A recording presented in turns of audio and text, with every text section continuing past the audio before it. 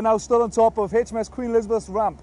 The ramp is a British innovation. It was also used on the Queen Elizabeth class predecessor, the Invincible class. The purpose of the ramp on HMS Queen Elizabeth is to allow the F-35B to take off with a far greater fuel and weapons payload.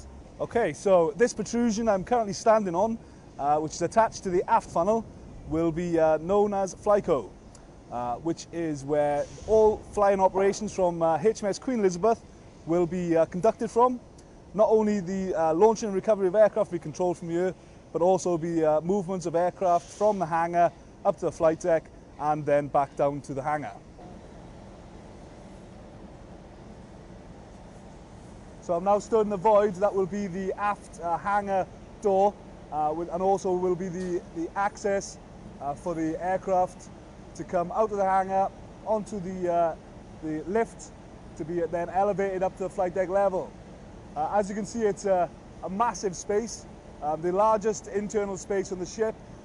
In fact, it's so large you can actually fit two Type 23 class of ships side by side in the hangar. Welcome to the forward engine room on board HMS Queen Elizabeth. This is one of the smaller diesel generators we have on board and makes up part of the entire electrical power propulsion system. It can generate up to 109 megawatts of power, which can power a town the size of Swindon. Welcome to one of the propulsion motor rooms on HMS Queen Elizabeth. This is one of two shafts that will power the ship through the water over 25 knots. I run the seamanship department, and as you can see behind me, we've got the ship's anchor and the chain cable just a bit beyond there. Now, to put into perspective of the scale of this anchor, it weighs 12,675 kilos, which is approximately the same weight as a double-decker bus. Welcome to the forward galley of HMS Queen Elizabeth. This is the lift where the provisions will come up from down below in a cage storage unit. The provisions will be broken down in this area, meats will be put in the fridge to thaw out, and then we will proceed through to where the veg prep will take place for raw vegetables.